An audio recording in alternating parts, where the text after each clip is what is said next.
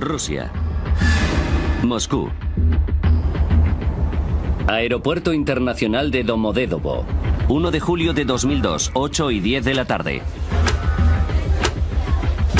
45 niños esperaban embarcar en un vuelo rumbo a Barcelona. Era su premio por sacar buenas notas en el colegio. Entre ellos se encontraba Artur Hamatov, de 11 años.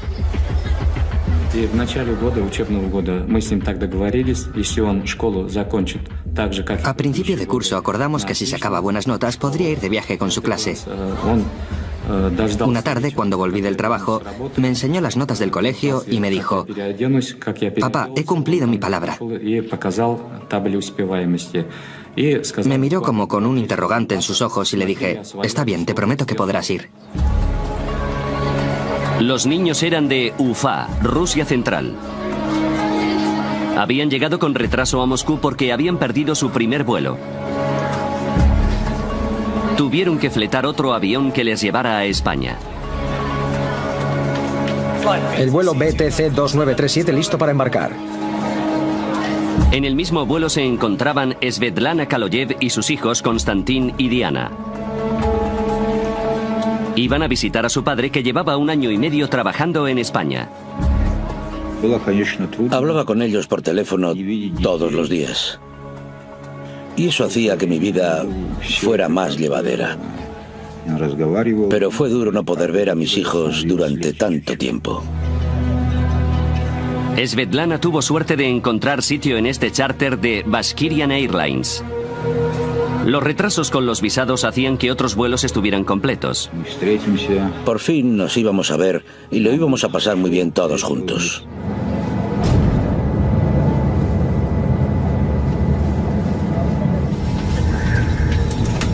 La tripulación terminaba de prepararse. Дамы и господа, вас приветствует капитан корабля. Добро пожаловать на борт башкирских авиалиний.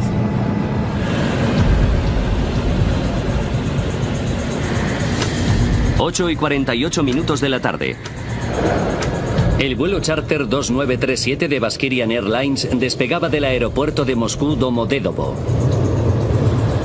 Distancia a Barcelona 3.000 kilómetros. Tiempo estimado de vuelo 4 horas y 20 minutos.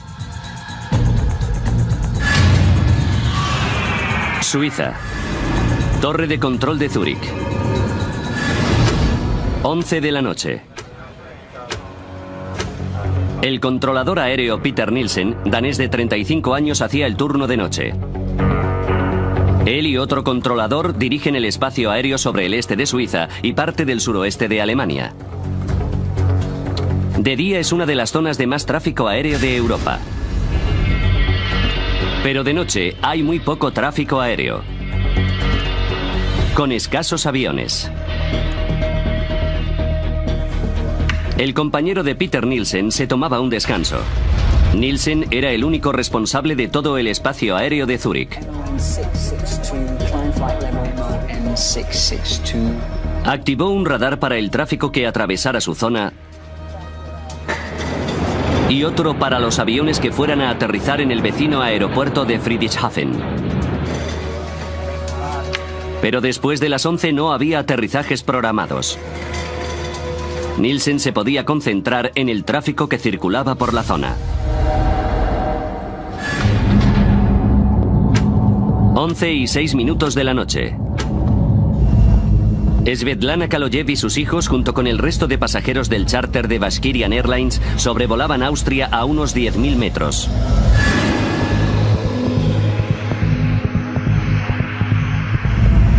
Llegarían a Barcelona en poco más de 2 horas.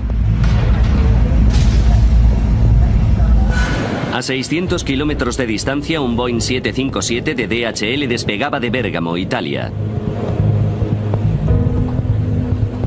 Destino, Bruselas. El capitán y el copiloto eran los únicos que iban a bordo.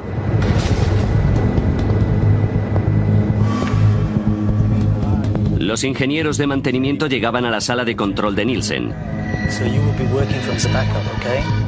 Iban a comprobar el radar principal.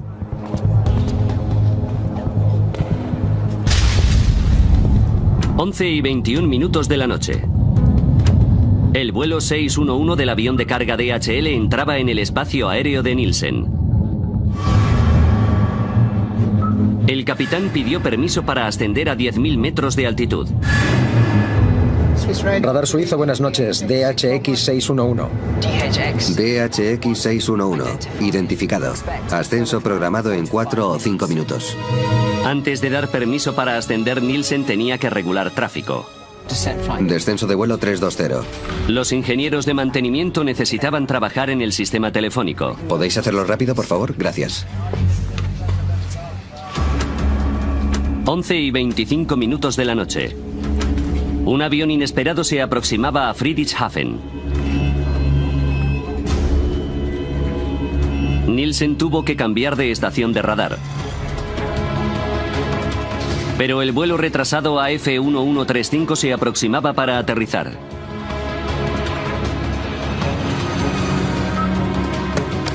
Llamó a las torres de control de los aeropuertos para comunicarlo.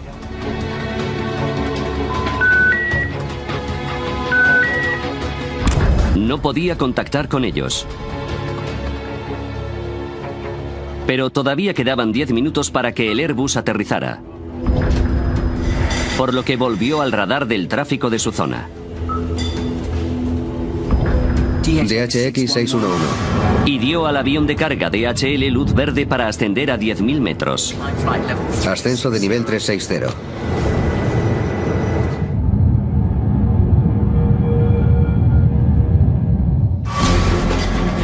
Nielsen volvió a centrarse en el Airbus y volvió a llamar al aeropuerto de Friedrichshafen.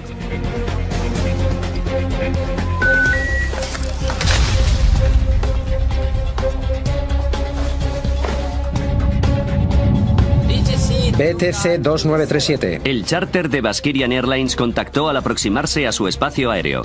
Aquí torre de control, repita. BTC 2937. Nivel 360. Nivel... Pero justo cuando Nielsen contestaba, el Airbus contactaba con él. Vuelo entrante AF1135. Aterrizaje programado en pista 20. De acuerdo, volvemos a hablar en breve. Nielsen llamaba a Friedrichshafen por tercera vez. Die gewünschte Verbindung ist nicht möglich.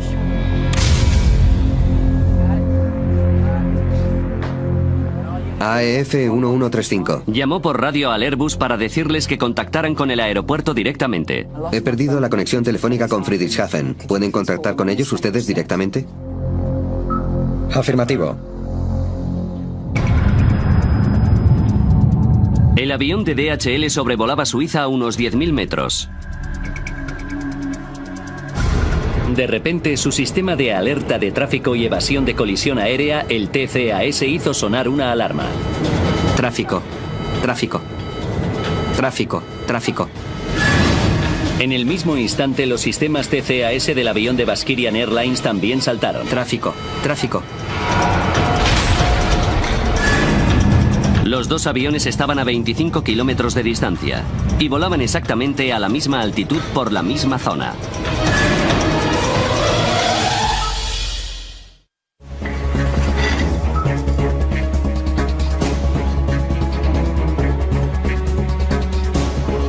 Peter Nielsen se dio cuenta de repente de que tenía un grave problema.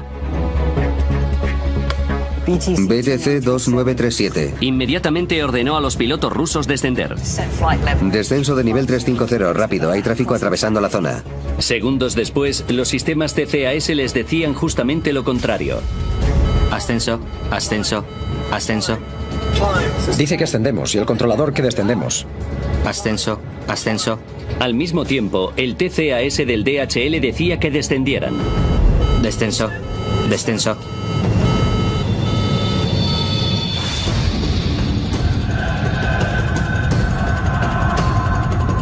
La tripulación de Baskirian no sabía qué orden seguir. Ascenso. Nielsen repitió su orden. Rápido, descenso de nivel 350, BTC 2937.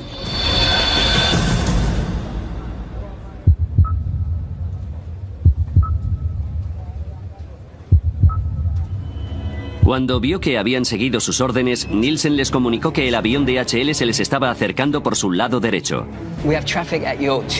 Hay tráfico en posición 2 en punto, a 360. Volvió a comunicar con el Airbus.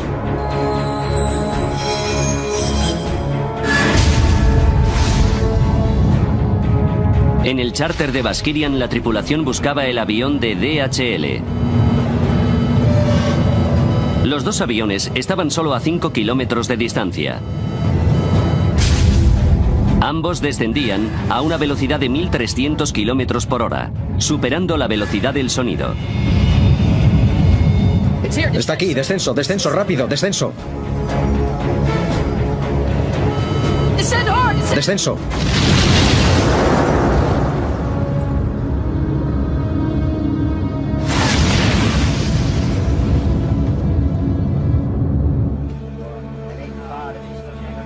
Once y 35 minutos de la noche. AF1135. La tripulación del Airbus lograba por fin contactar con el aeropuerto de Friedrichshafen. Vamos hacia allá, Friedrichshafen.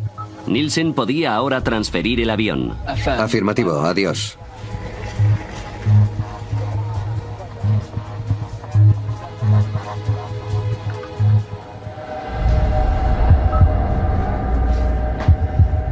BTC 2937. BTC 2937.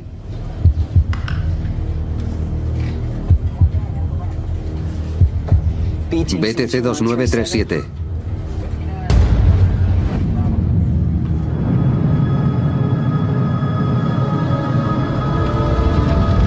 Los restos del avión cayeron desde el cielo cerca de la localidad alemana de Überlingen.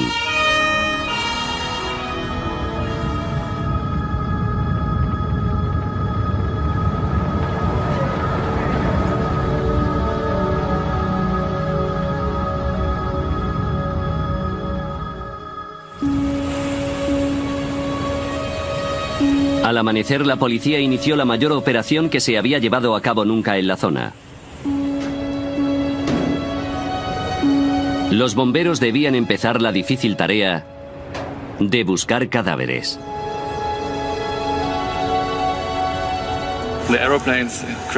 Los aviones han chocado y ha muerto toda la gente que iba en ellos.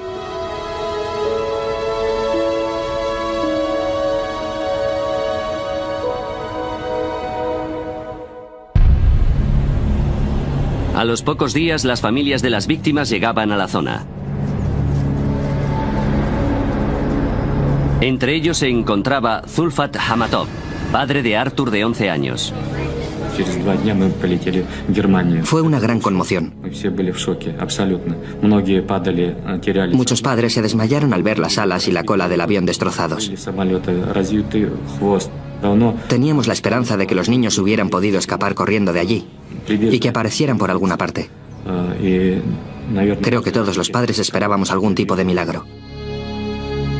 Vitali Kaloyev voló desde Barcelona confiando recibir la noticia de que su mujer y sus hijos no iban en ese vuelo. Tenía que asegurarme. Puede que no fuera su avión el que había chocado, que les hubiera pasado alguna otra cosa. ¿Cómo lo podía saber sin ninguna prueba?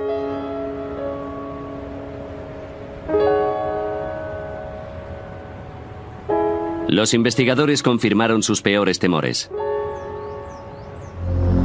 Se confirmó que las 71 personas a bordo de los dos aviones habían muerto.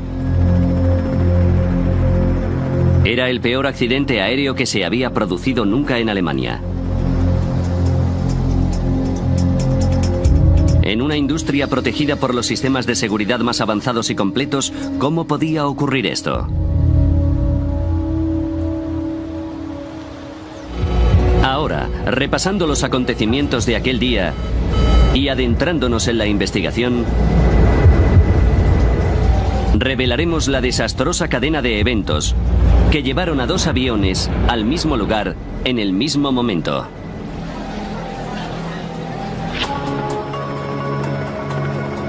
Los investigadores de la Oficina Federal de Investigación de Accidentes Aeronáuticos, o BFU, fueron requeridos en la escena.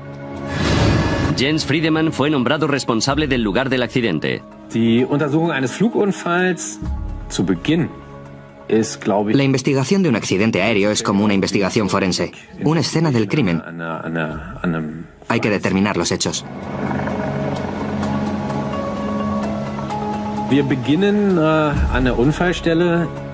En el lugar del accidente había un caos total al principio. Había escombros por todas partes.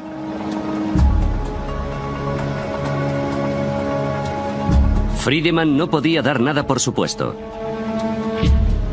Ni siquiera que los dos aviones hubieran chocado. Es waren zwei Flugzeuge unterwegs, zwei Verkehrsflugzeuge. Ob sie sich getroffen haben oder ob sie nur dicht genug aneinander. No sabíamos si los aviones habían chocado o si habían pasado demasiado cerca y habían perdido el control, ni qué había ocurrido en realidad. Sin las cajas negras, Friedemann solo podía especular con qué había ocurrido examinando los fragmentos de escombros. Las piezas claves fueron trasladadas a unas instalaciones especializadas del norte de Alemania. A Friedemann, el enmarañado de metales pronto le sirvió para aclarar los hechos.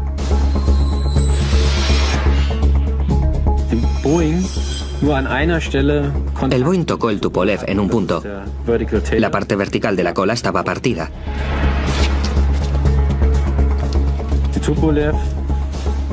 El Tupolev tenía dañada el ala izquierda y la parte izquierda del fuselaje.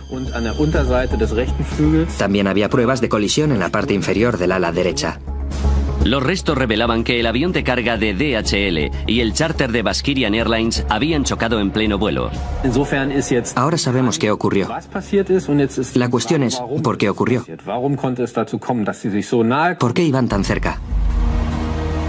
En el lugar del accidente, entre los fragmentos y restos de los dos aviones, los investigadores habían encontrado por fin lo que buscaban: las cajas negras de las dos aeronaves.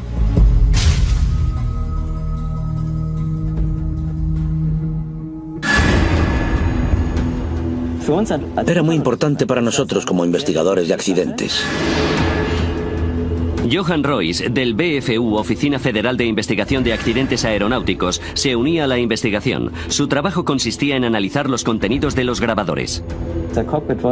Los grabadores de voz de la cabina de mandos nos ayudaron a entender qué pasó en la cabina. ¿Por qué los pilotos tomaron las decisiones que tomaron?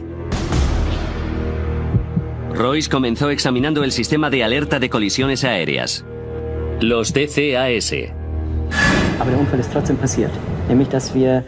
Nuestra primera tarea era determinar si los TCAS habían funcionado como tenían que hacerlo, según su diseño. Los sistemas TCAS construyen un mapa tridimensional alrededor del avión usando su altitud, velocidad y dirección. Todos los aviones equipados con TCAS se comunican constantemente entre sí. Si un avión se acerca demasiado a otro, los TCAS alertan a los pilotos. Tráfico, tráfico. Y si es necesario, emite lo que se conoce como resolución de conflictos. Descenso, descenso. Tras analizar la caja negra, Royce determinó rápidamente que el sistema había funcionado como debía. Tráfico, tráfico. Antes de la colisión, los dos sistemas TCAS generaron y emitieron una resolución de conflictos. Al Tupolev ruso le dijeron que ascendiera y al Boeing de DHL que descendiera. Si el avión hubiera seguido esas instrucciones, no habría habido ninguna colisión. Pero mientras que los pilotos del avión de DHL obedecieron a los TCAS... Descenso, descenso. Los pilotos rusos no lo hicieron. Ascenso, ascenso.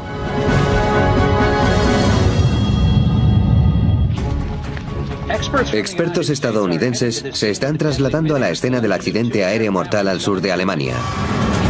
La colisión en pleno vuelo de Überlingen se había convertido en noticia internacional. Los medios especulaban libremente y buscaban culpables. Se dice que el piloto del avión ruso ignoró diversas órdenes de los controladores de tráfico aéreo. ¿Por qué los sistemas TCAS que sirven para evitar colisiones en este caso han provocado una? ¿Y por qué el avión ruso no descendió cuando se le ordenó la primera vez? ¿Por problemas de comprensión de idioma? Las órdenes de los controladores son siempre en inglés. Las grabaciones de la caja negra eliminaron rápidamente una de las teorías. Zurich, buenas tardes. BTC 2937. Nivel 360. Con el grabador de voz de la cabina pudimos determinar que el idioma no fue el problema. La tripulación rusa tenía un buen nivel de inglés. Pero las grabaciones también revelaron un hecho sorprendente. Ascenso, ascenso. Dicen que ascendemos y el controlador que descendemos. Vimos que recibieron órdenes del controlador de tráfico aéreo. BTC 2937, descenso de nivel 350. Y nos dimos cuenta de que al mismo tiempo o inmediatamente después también hubo una resolución de conflictos del TCAS. Ascenso. Prácticamente al mismo tiempo a los pilotos rusos se les ordenó hacer dos cosas completamente diferentes. Descenso de nivel 350. Rápido. La tripulación necesitaba tomar una decisión rápidamente. ¿Qué tenían que hacer? Y descubrimos que les costó mucho tomar esa decisión. Aunque no debería haber sido así, los dos aviones volaban sobre Alemania y la normativa europea estipula claramente que los TCAS tienen prioridad sobre los controladores de tráfico aéreo. En mi opinión, que ocurriera algo así no tenía ninguna explicación posible.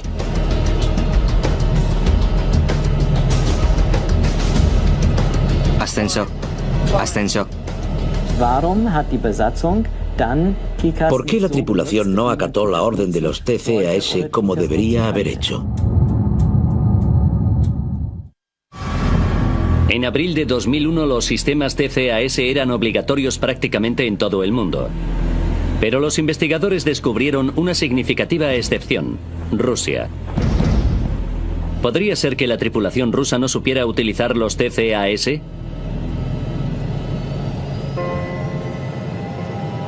Rustam Mustafin es un antiguo piloto de Baskirian Airlines. Confirma que aunque no era un procedimiento estándar en vuelos domésticos, los aviones que hacían vuelos internacionales iban equipados con sistemas TCAS.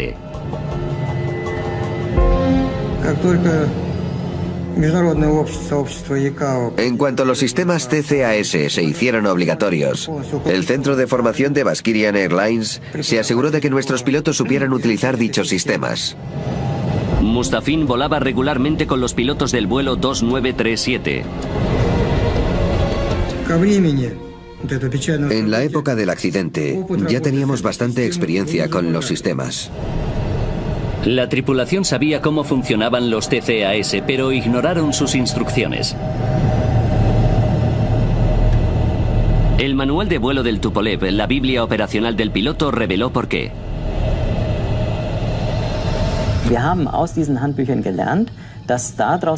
Supimos por esos manuales que las órdenes de tráfico de control aéreo siempre tienen una prioridad más alta. El manual de operaciones de la época estipulaba que la orden de tráfico de control aéreo tenía preferencia sobre los TCAS en caso de que el sistema emitiera una alerta. Decía que control aéreo tenía la última palabra. Desobedeciendo la normativa europea, la tripulación rusa estaba entrenada para usar los TCAS como un simple sistema de aviso y podía seguir las instrucciones del controlador si lo creía conveniente. Siguieron las indicaciones de los TCAS, pero al estilo ruso. Yo hubiera hecho exactamente lo mismo que ellos. Habría seguido la orden del controlador de tráfico aéreo. De repente pudimos comprender por qué la tripulación rusa actuó como lo hizo. Los investigadores habían descubierto por qué los dos aviones descendieron. Mientras que la tripulación de DHL había hecho caso a los TCAS, los pilotos rusos obedecieron al controlador de tráfico aéreo. Pero esto no respondía a una pregunta básica. Los TCAS son un último recurso. Los aviones no deberían haber estado tan cerca, ni haber dado lugar a activar dichos sistemas. Los investigadores centraron su atención en la sala de control de tráfico aéreo. Un controlador debe pedir a los pilotos que cambien de altitud por lo menos 2 minutos antes de un posible conflicto. Pero Peter Nielsen no pidió a la tripulación del avión ruso que descendiera hasta 43 segundos antes de la colisión. BTC 2937, descenso. ¿Por qué el controlador aéreo emitió una orden así tan tarde? tan tarde que fue imposible evitar el accidente.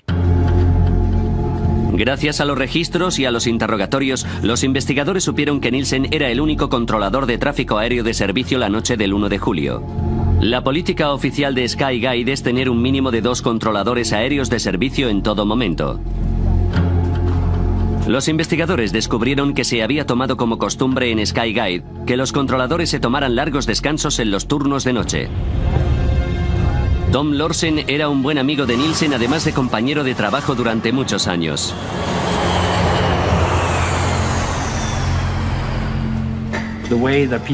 Peter hacía los turnos de noche como los hacíamos todos.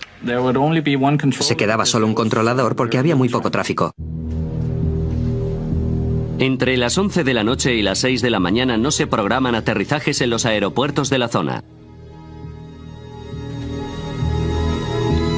Pero sobre las 11:25 del 1 de julio de 2002, Nielsen se encontró con un aterrizaje inesperado. El avión se aproximaba al aeropuerto de Friedrichshafen y él tenía que coordinarlo. Era muy poco frecuente que un avión fuera a Friedrichshafen a esas horas. Y supongo que al controlador le sorprendería bastante eso. Según la normativa, Nielsen debía contactar con la torre de control del aeropuerto antes de aprobar el aterrizaje del avión que venía con retraso. Algo rutinario. Con tan solo dar a una tecla, podía haber contactado con la torre de control de Friedrichshafen. Pero los registros indican que Nielsen no pudo contactar con el aeropuerto. Los investigadores averiguaron que fue por los trabajos de mantenimiento. El teléfono de Nielsen estaba siendo reparado. Pero incluso así, el controlador debía poder hacer una llamada con solo presionar una tecla. Sin embargo, un examen técnico de los teléfonos reveló un terrible problema. Los trabajos de mantenimiento debían ser algo adicional. Deberían haber dejado las líneas operativas, pero la comunicación telefónica no fue posible por otros problemas técnicos. Nielsen intentó repetidamente llamar a Friedrichshafen. Una tarea rutinaria le ocupó gran parte de su tiempo. Die gewünschte Verbindung ist nicht möglich. Estaba más ocupado que normalmente porque no podía hacer llamadas telefónicas. Tuvo que buscar soluciones alternativas. Tuvo que buscar otras formas de comunicación. No tengo comunicación telefónica con Friedrichshafen. ¿Pueden llamarles ustedes? Preocupado por el Airbus que llegaba con retraso, Nielsen ignoró el tráfico que circulaba por la zona. Estuvo como 5 minutos concentrado en ese problema y se despreocupó de lo que estaba ocurriendo en la pantalla del radar. Pero su radar tenía una función de emergencia que debería haberle alertado del peligro inminente. Alerta de conflicto a corto plazo o STCA.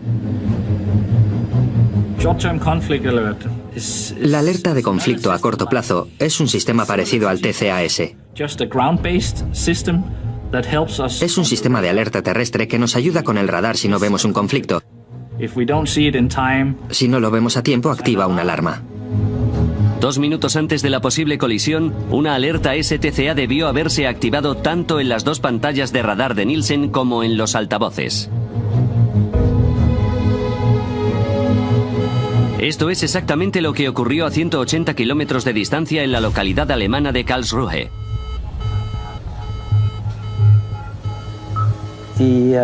Flugsicherung in Karlsruhe.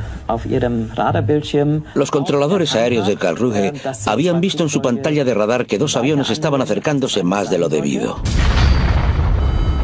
Las grabaciones revelan que el controlador de Karlsruhe intentó llamar a Nielsen para avisarle.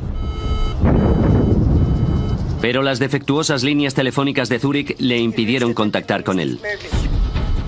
Según las reglas de aviación, no pueden contactar con aviones fuera de su espacio aéreo, a menos que el controlador a cargo haya perdido la conciencia o haya abandonado su puesto. El controlador aéreo de Karlsruhe decidió saltarse el protocolo e intentó llamar a Nielsen 11 veces en total, pero no consiguió hablar con él. BTC 2937. Los registros muestran que el sistema visual de STCA de Nielsen no se activó. Royce descubrió que el radar de Zúrich también estaba siendo reparado, por lo que tampoco estaba totalmente operativo.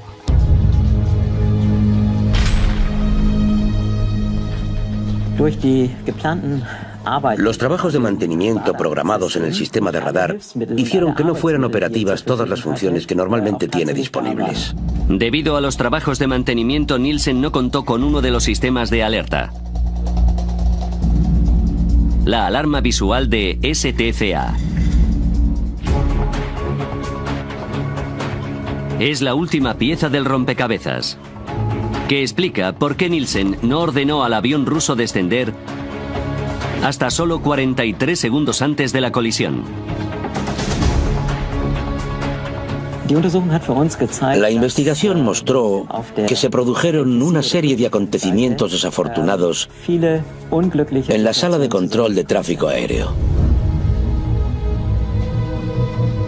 Si Nielsen hubiera oído la alarma STCA antes de que se activaran los sistemas TCAS en los aviones, no habría habido conflicto y el accidente se habría evitado.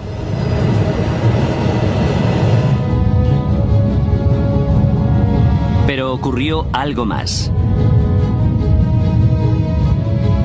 19 segundos antes de la colisión, Peter Nielsen comunicó a los pilotos rusos que el avión de DHL se les estaba aproximando por la derecha. Tenemos tráfico en posición 2 en punto, ahora a 360. ¿Dónde está? En realidad se estaba aproximando por la izquierda, posición 10 en punto. La única explicación que los investigadores pudieron encontrar para que cometiera este error es el estrés. No sabemos si los pilotos rusos habrían tenido tiempo de evitar la colisión, ni siquiera si hubieran visto el avión de DHL antes. Está aquí a la izquierda. Pero los registros muestran que en los últimos segundos lo intentaron.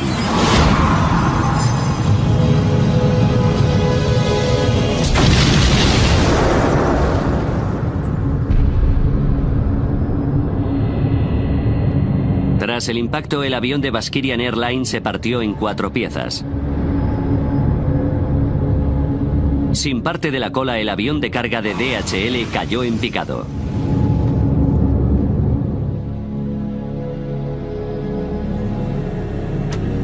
...21 de febrero de 2004... Mientras que los investigadores elaboraban el informe final, Vitaly Kaloyev volaba a Zúrich.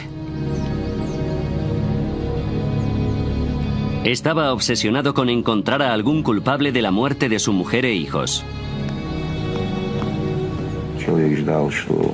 Quería oírles decir que eran responsables, pero que los perdonara si podía. Habían matado a muchos niños y no les había pasado nada.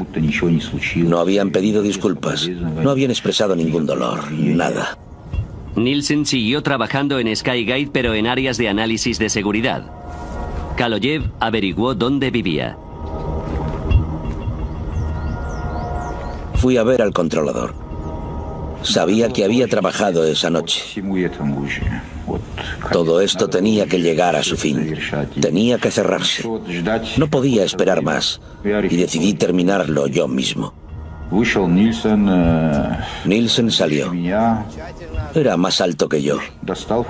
Le mostré las fotos de mis hijos en sus ataúdes. Y él las apartó de un manotazo. Y después le di su merecido.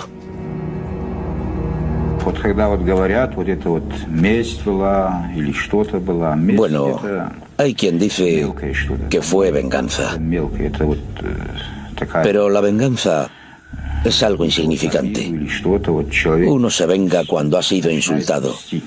Pero esto no fue venganza. Fue un castigo. En Suiza, un hombre ha sido detenido por el asesinato del controlador de tráfico aéreo que estaba de servicio la noche en que 2 aviones chocaron hace 2 años. Lo buscó y lo apuñaló delante de su familia. Ha sido asesinado por un error fatal. Peter Nielsen tenía 36 años. Él y su mujer tenían 3 hijos. Tras su detención, Vitaly Kaloyev fue trasladado a una institución psiquiátrica mientras los tribunales decidían si estaba capacitado mentalmente para ser procesado. Kaloyev fue condenado por homicidio premeditado a 8 años en una prisión suiza. En noviembre de 2007 fue puesto en libertad después de que un recurso de apelación determinara que tenía un atenuante de responsabilidad por la muerte de su mujer e hijos. Vitaly Kaloyev no se arrepiente de lo que hizo.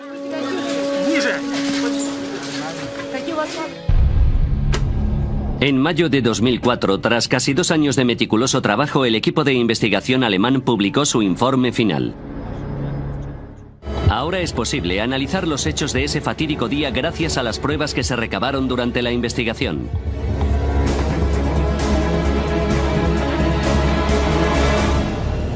...1 de julio de 2002... 8:48 de la tarde... a 2 horas y 47 minutos del desastre. Un vuelo charter de Baskerian Airlines despegaba del aeropuerto internacional de Moscú Domodedovo. 20 minutos para el desastre. En el centro de control de tráfico aéreo de Zúrich había 2 controladores de servicio. Uno se tomó un descanso. Peter Nielsen se quedaba trabajando solo. 12 minutos y 33 segundos para el desastre.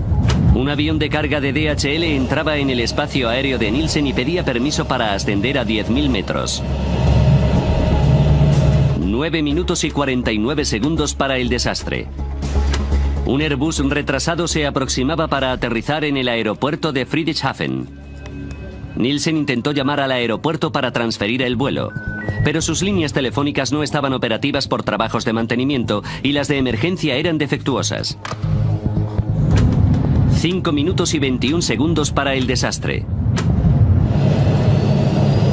El charter de Baskerian Airlines se comunicó por radio con Nielsen. Volaba a 10.000 metros y estaba a punto de entrar en su espacio aéreo. 2 minutos para el desastre. Los aviones de Baskerian Airlines y DHL estaban a la misma altitud, a menos de 44 kilómetros de distancia, y se aproximaban superando la velocidad del sonido. La alerta de conflicto a corto plazo o STCA debía avisar a Nielsen de la inminente colisión. Pero su radar está también siendo reparado, por lo que el sistema STCA no funcionaba bien. 43 segundos para el desastre. Nielsen por fin se dio cuenta de que 2 aviones estaban a punto de colisionar. Inmediatamente ordenó a los pilotos rusos descender. Descenso en nivel de vuelo 350. Segundos después, los TCAS se activaban en los 2 aviones. Ordenaban a los pilotos de DHL descender. Descenso, descenso. Y a la tripulación rusa ascender. Ascenso. Dice que ascendemos y el controlador que descendemos. Nielsen no era consciente de que los 2 aviones estaban recibiendo otras instrucciones. Repitió sus órdenes a los pilotos rusos. BTC 2937, descenso de nivel de vuelo. La normativa rusa permite a los pilotos tomar las decisiones que consideren pertinentes en situaciones de conflicto similares. Aquí siguieron las órdenes de Nielsen. Los 2 aviones empezaron a descender. 19 segundos para el desastre. Nielsen creía que el conflicto estaba resuelto, pero antes de cerrar la transmisión comunicó a la tripulación rusa que el avión de DHL se les aproximaba por la derecha, pero en realidad se aproximaba por la izquierda. ¿Dónde está? 3 segundos para el desastre. La tripulación rusa divisaba el avión de DHL. Está aquí a la izquierda. Intentaron evitarlo, pero era demasiado tarde. ¡Descenso rápido, descenso rápido! A las 11 de la noche y 35 minutos los aviones chocaron, a unos 10.000 metros sobre la localidad alemana de Überlingen. Las 71 personas a bordo de los 2 aviones murieron.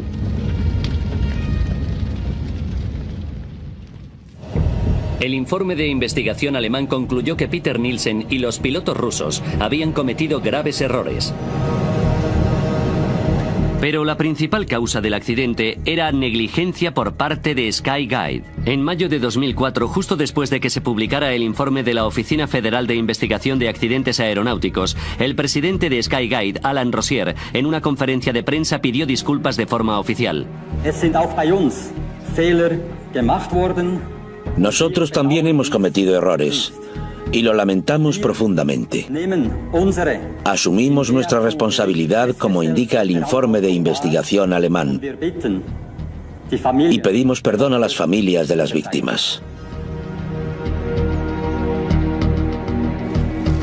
En septiembre de 2007, un tribunal suizo declaró a 4 empleados de Skyguide culpables de homicidio imprudente. A 3 de los gerentes que permitieron la política de un único controlador aéreo se les impuso 1 año de libertad condicional. El encargado de supervisar los trabajos de mantenimiento la noche de la colisión fue multado con 13.500 francos suizos, unos $11.000. Siguiendo las recomendaciones del equipo de investigación alemán, Skyguide implementó diversos cambios de procedimiento. Ahora siempre hay 2 controladores aéreos de servicio, incluso durante los tranquilos turnos de noche. Nadie se volverá a encontrar en la situación en que se encontró Peter Nielsen. Los investigadores también recomendaron que las regulaciones de los TCAS internacionales y regionales concordaran con las de los manuales de operaciones de los aviones. Los TCAS deben tener prioridad sobre el control de tráfico aéreo. No se puede afirmar con un 100% de seguridad que este tipo de accidentes no volverá a ocurrir, pero estamos bastante seguros de que hicimos una significativa contribución para evitar que se vuelvan a producir accidentes así.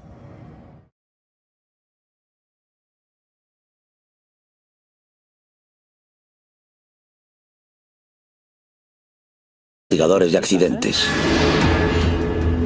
Johan Royce, del BFU, Oficina Federal de Investigación de Accidentes Aeronáuticos, se unía a la investigación. Su trabajo consistía en analizar los contenidos de los grabadores. Los grabadores de voz de la cabina de mandos nos ayudaron a entender qué pasó en la cabina, por qué los pilotos tomaron las decisiones que tomaron. Royce comenzó examinando el sistema de alerta de colisiones aéreas, los TCAS. Nuestra primera tarea era determinar si los TCAS habían funcionado como tenían que hacerlo, según su diseño. Los sistemas TCAS construyen un mapa tridimensional alrededor del avión usando su altitud, velocidad y dirección. Todos los aviones equipados con TCAS se comunican constantemente entre sí. Si un avión se acerca demasiado a otro, los TCAS alertan a los pilotos. Tráfico, tráfico. Y si es necesario, emite lo que se conoce como resolución de conflictos. Descenso, descenso. Tras analizar la caja negra, Royce determinó rápidamente que el sistema había funcionado como debía. Tráfico, tráfico. Antes de la colisión, los 2 sistemas TCAS generaron y emitieron una resolución de conflictos. Al Tupolev ruso le dijeron que ascendiera y al Boeing de DHL que descendiera. Si el avión hubiera seguido esas instrucciones, no habría habido ninguna colisión. Pero mientras que los pilotos del avión de DHL obedecieron a los TCAS... Descenso, descenso. Los pilotos rusos no lo hicieron. Ascenso, ascenso.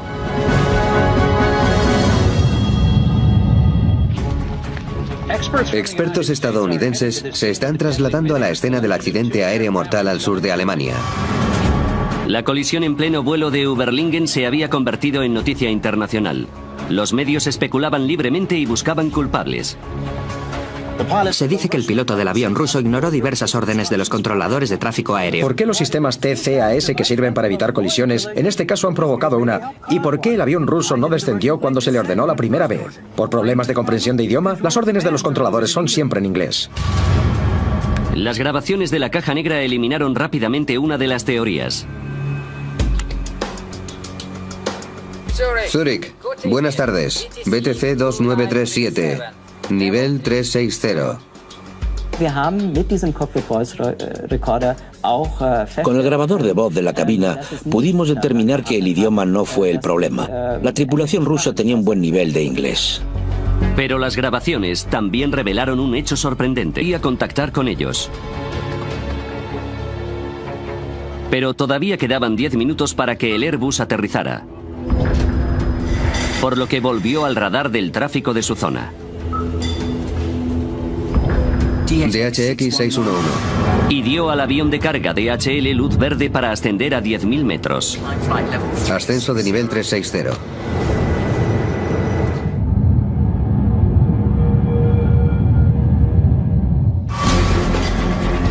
Nielsen volvió a centrarse en el Airbus y volvió a llamar al aeropuerto de Friedrichshafen.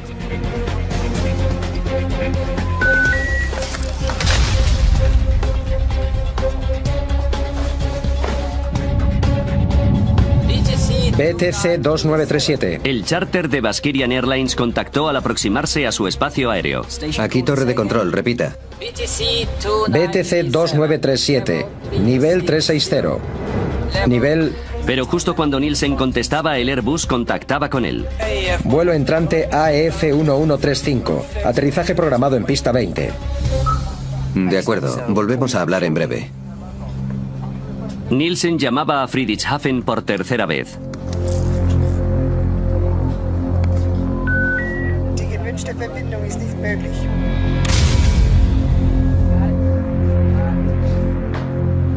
AEF 1135. Llamó por radio al Airbus para decirles que contactaran con el aeropuerto directamente. He perdido la conexión telefónica con Friedrichshafen. ¿Pueden contactar con ellos ustedes directamente? Afirmativo.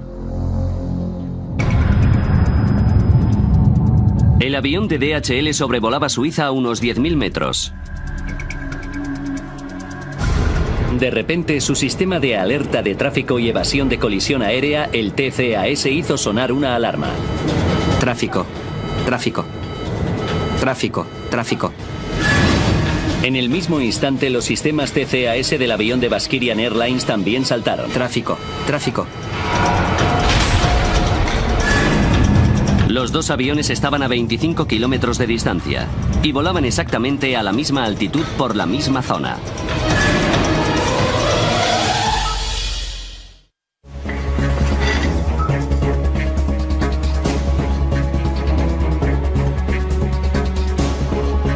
Peter Nielsen se dio cuenta de repente de que tenía un grave problema. BTC 2937. Inmediatamente ordenó a los pilotos rusos descender. Descenso de nivel 350, rápido, hay tráfico atravesando la zona. Segundos después, los sistemas TCAS les decían justamente lo contrario. Ascenso, ascenso, ascenso. Dice que ascendemos y el controlador que descendemos.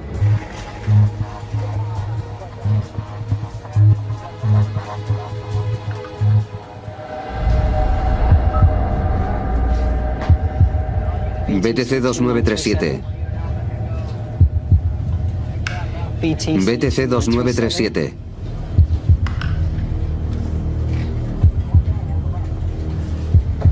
BTC 2937.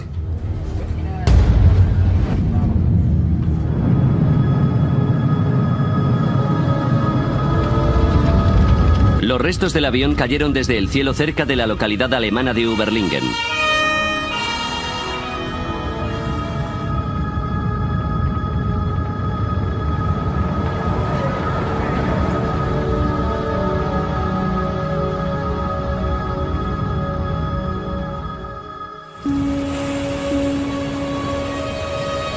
Al amanecer, la policía inició la mayor operación que se había llevado a cabo nunca en la zona.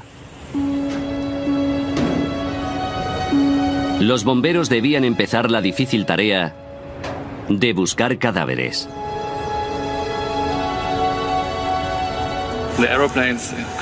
Los aviones han chocado y ha muerto toda la gente que iba en ellos.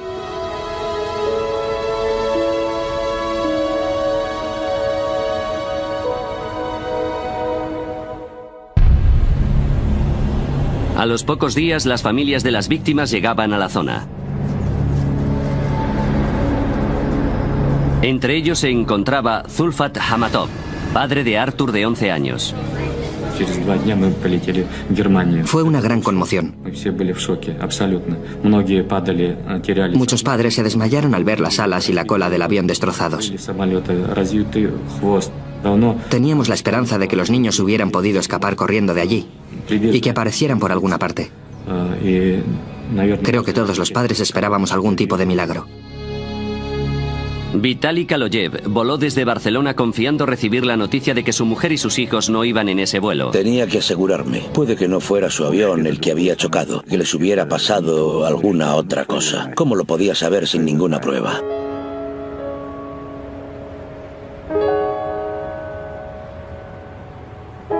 Los investigadores confirmaron sus peores temores. Se confirmó que las 71 personas a bordo de los dos aviones habían muerto. Era el peor accidente aéreo que se había producido nunca en Alemania. En una industria protegida por los sistemas de seguridad más avanzados y completos, ¿cómo podía ocurrir esto?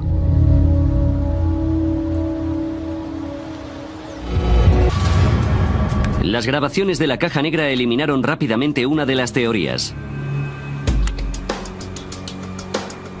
Zurich, buenas tardes. BTC 2937, nivel 360.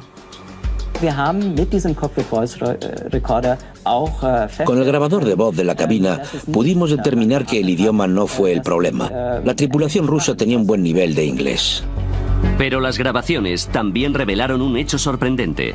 Ascenso, ascenso. Dicen que ascendemos y el controlador que descendemos. Vimos que recibieron órdenes del controlador de tráfico aéreo. BTC 2937, descenso de nivel 350.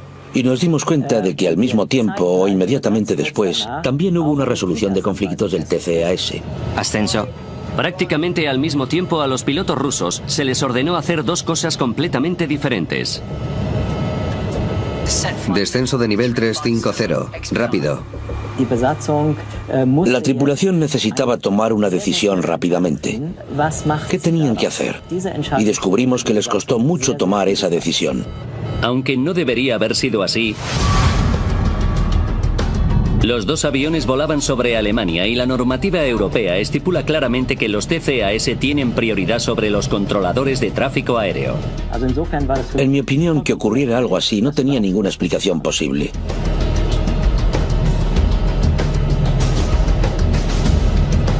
Ascenso, ascenso. ¿Por qué la tripulación no acató la orden de los TCAS como debería haber hecho? En abril de 2001 los sistemas TCAS eran obligatorios prácticamente en todo el mundo. Pero los investigadores descubrieron una significativa excepción: Rusia. ¿Podría ser que la tripulación rusa no supiera utilizar los TCAS? Rustam Mustafin es un antiguo piloto de Baskirian Airlines. Confirma que aunque no era un procedimiento estándar en vuelos domésticos, los aviones que hacían vuelos internacionales iban equipados con sistemas TCAS.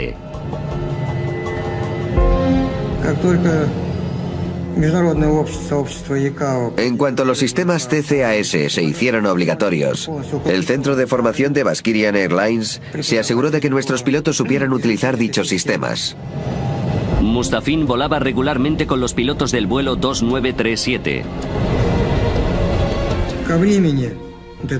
En la época del accidente, ya teníamos bastante experiencia con los sistemas. La tripulación sabía cómo funcionaban los TCAS, pero ignoraron sus instrucciones. Esos manuales, que las órdenes de tráfico de control aéreo siempre tienen una prioridad más alta. El manual de operaciones de la época estipulaba que la orden de tráfico de control aéreo tenía preferencia sobre los TCAS en caso de que el sistema emitiera una alerta. Decía que control aéreo tenía la última palabra. Desobedeciendo la normativa europea, la tripulación rusa estaba entrenada para usar los TCAS como un simple sistema de aviso y podía seguir las instrucciones del controlador si lo creía conveniente. Siguieron las indicaciones de los TCAS, pero al estilo ruso. Yo hubiera hecho exactamente lo mismo que ellos. Habría seguido la orden del controlador de tráfico aéreo. De repente pudimos comprender por qué la tripulación rusa actuó como lo hizo. Los investigadores habían descubierto por qué los dos aviones descendieron. Mientras que la tripulación de DHL había hecho caso a los TCAS, los pilotos rusos obedecieron al controlador de tráfico aéreo. Pero esto no respondía a una pregunta básica. Los TCAS son un último recurso. Los aviones no deberían haber estado tan cerca, ni haber dado lugar a activar dichos sistemas. Los investigadores centraron su atención en la sala de control de tráfico aéreo. Un controlador debe pedir a los pilotos que cambien de altitud por lo menos 2 minutos antes de un posible conflicto. Pero Peter Nielsen no pidió a la tripulación del avión ruso que descendiera hasta 43 segundos antes de la colisión. BTC 2937 descenso. ¿Por qué el controlador aéreo emitió una orden así tan tarde? Tan tarde que fue imposible evitar el accidente. Gracias a los registros y a los interrogatorios, los investigadores supieron que Nielsen era el único controlador de tráfico aéreo de servicio la noche del 1 de julio. La política oficial de Skyguide es tener un mínimo de 2 controladores aéreos de servicio en todo momento. Los investigadores descubrieron que se había tomado como costumbre en Skyguide que los controladores se tomaran largos descansos en los turnos de noche. Tom Lorsen era un buen amigo de Nielsen, además de compañero de trabajo durante muchos años.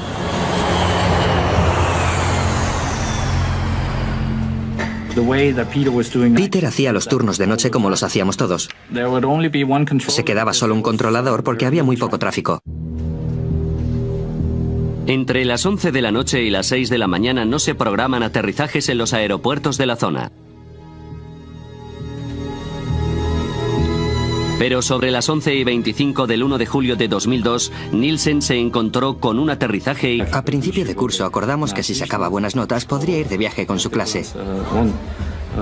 Una tarde, cuando volví del trabajo, me enseñó las notas del colegio y me dijo: papá, he cumplido mi palabra. Me miró como con un interrogante en sus ojos y le dije: está bien, te prometo que podrás ir. Los niños eran de Ufa, Rusia Central. Habían llegado con retraso a Moscú porque habían perdido su primer vuelo. Tuvieron que fletar otro avión que les llevara a España. El vuelo BTC 2937 listo para embarcar. En el mismo vuelo se encontraban Svetlana Kaloyev y sus hijos Konstantin y Diana. Iban a visitar a su padre, que llevaba 1 año y medio trabajando en España. Hablaba con ellos por teléfono todos los días. Y eso hacía que mi vida fuera más llevadera. Pero fue duro no poder ver a mis hijos durante tanto tiempo. Svetlana tuvo suerte de encontrar sitio en este charter de Bashkirian Airlines. Los retrasos con los visados hacían que otros vuelos estuvieran completos. Por fin nos íbamos a ver y lo íbamos a pasar muy bien todos juntos.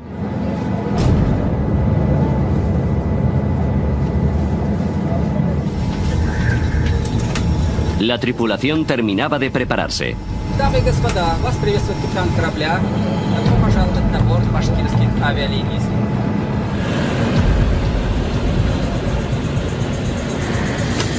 8:48 de la tarde.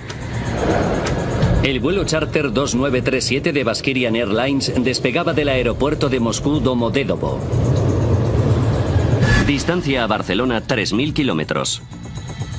Tiempo estimado de vuelo 4 horas y 20 minutos. Suiza. Torre de control de Zúrich. 11 de la noche. El controlador aéreo Peter Nielsen, danés de 35 años, hacía el turno de noche. Él y otro controlador dirigen el espacio aéreo sobre el este de Suiza y parte del suroeste de Alemania. De día es una de las zonas de más tráfico aéreo de Europa.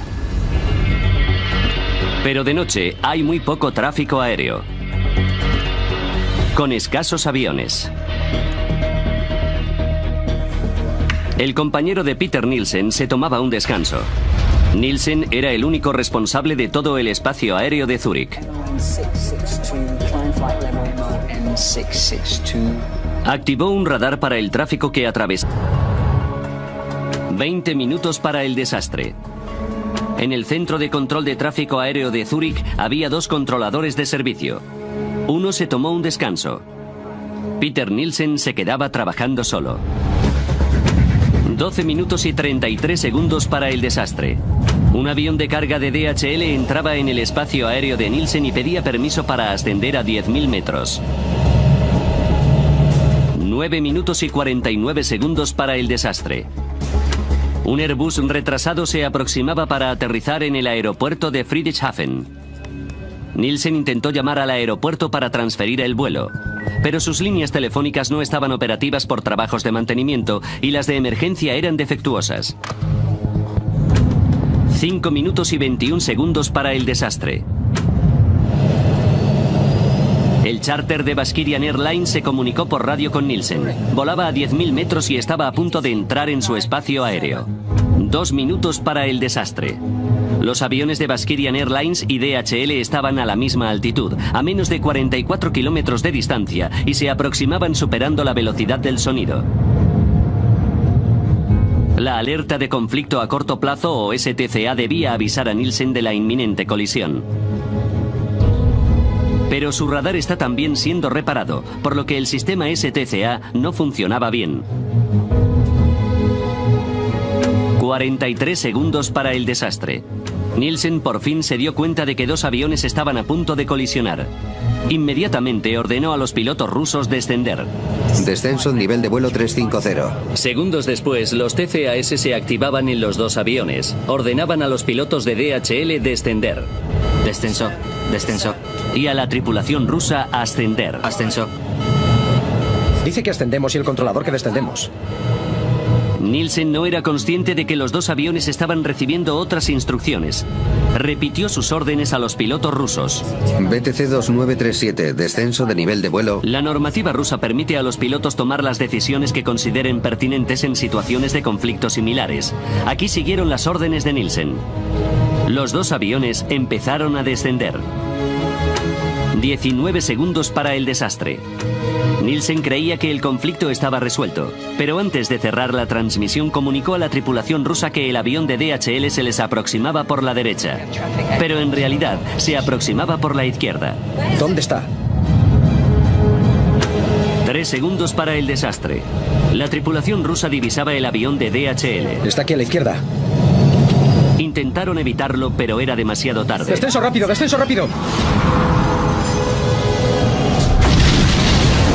A las 11 de la noche y 35 minutos los aviones chocaron. Se encontró con un aterrizaje inesperado. El avión se aproximaba al aeropuerto de Friedrichshafen y él tenía que coordinarlo. Era muy poco frecuente que un avión fuera a Friedrichshafen a esas horas. Y supongo que al controlador le sorprendería bastante eso. Según la normativa, Nielsen debía contactar con la torre de control del aeropuerto antes de aprobar el aterrizaje del avión que venía con retraso. Algo rutinario. Con tan solo dar a una tecla, podía haber contactado con la torre de control de Friedrichshafen. Pero los registros indican que Nielsen no pudo contactar con el aeropuerto. Los investigadores averiguaron que fue por los trabajos de mantenimiento. El teléfono de Nielsen estaba siendo reparado. Pero incluso así, el controlador debía poder hacer una llamada con solo presionar una tecla. Sin embargo, un examen técnico de los teléfonos reveló un terrible problema. Los trabajos de mantenimiento debían ser algo adicional. Deberían haber dejado las líneas operativas, pero la comunicación telefónica no fue posible por otros problemas técnicos. Nielsen intentó repetidamente llamar a Friedrichshafen. Una tarea rutinaria le ocupó gran parte de su tiempo. Die gewünschte Verbindung ist nicht möglich. Estaba más ocupado que normalmente porque no podía hacer llamadas telefónicas. Tuvo que buscar soluciones alternativas. Tuvo que buscar otras formas de comunicación. No tengo comunicación telefónica con Friedrichshafen. ¿Pueden llamarles ustedes? Preocupado por el Airbus que llegaba con retraso, Nielsen ignoró el tráfico que circulaba por la zona. Estuvo como 5 minutos concentrado en ese problema y se despreocupó de lo que estaba ocurriendo en la pantalla del radar. Pero su radar tenía una función de emergencia que debería haberle alertado del peligro inminente. Alerta de conflicto a corto plazo o STCA. La alerta de conflicto a corto plazo es un sistema parecido al TCAS. Es un sistema de alerta terrestre que nos ayuda con el radar si no vemos un conflicto. Si no lo vemos a tiempo, activa una alarma. 2 minutos antes de la posible colisión, una alerta STCA debió haberse activado tanto en las 2 pantallas de radar de Nielsen como en los altavoces. Esto es exactamente lo que ocurrió a 180 kilómetros de distancia en la localidad alemana de Karlsruhe. Thor debe pedir a los pilotos que cambien de altitud por lo menos 2 minutos antes de un posible conflicto. Pero Peter Nielsen no pidió a la tripulación del avión ruso que descendiera hasta 43 segundos antes de la colisión. BTC 2937, descenso. ¿Por qué el controlador aéreo emitió una orden así tan tarde? Tan tarde que fue imposible evitar el accidente. Gracias a los registros y a los interrogatorios, los investigadores supieron que Nielsen era el único controlador de tráfico aéreo de servicio la noche del 1 de julio. La política oficial de Skyguide es tener un mínimo de 2 controladores aéreos de servicio en todo momento. Los investigadores descubrieron que se había tomado como costumbre en Skyguide que los controladores se tomaran largos descansos en los turnos de noche. Tom Lorsen era un buen amigo de Nielsen, además de compañero de trabajo durante muchos años.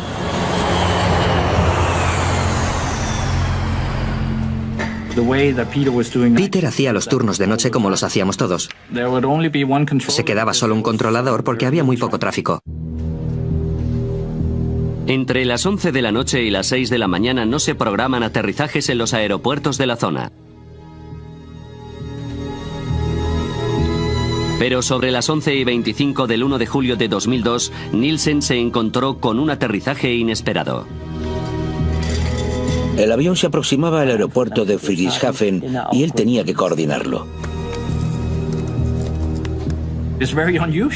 Era muy poco frecuente que un avión fuera a Friedrichshafen a esas horas.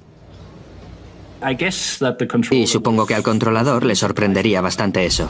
Según la normativa, Nielsen debía contactar con la torre de control del aeropuerto antes de aprobar el aterrizaje del avión que venía con retraso. Algo rutinario. Con tan solo dar a una tecla, podía haber contactado con la torre de control de Friedrichshafen. Pero los registros indican que Nielsen no pudo contactar con el aeropuerto. Los investigadores averiguaron que fue por los trabajos de mantenimiento. El teléfono de Nielsen estaba siendo reparado. Pero incluso así, el controlador debía poder hacer una llamada con solo presionar una tecla. Sin embargo, un examen técnico de los teléfonos reveló un terrible problema. Los trabajos de mantenimiento debían ser algo adicional. Deberían haber dejado las líneas operativas, pero la comunicación telefónica no fue posible por otros problemas técnicos. Nielsen intentó repetidamente llamar a Friedrichshafen. Una tarea rutinaria le ocupó gran parte de su tiempo.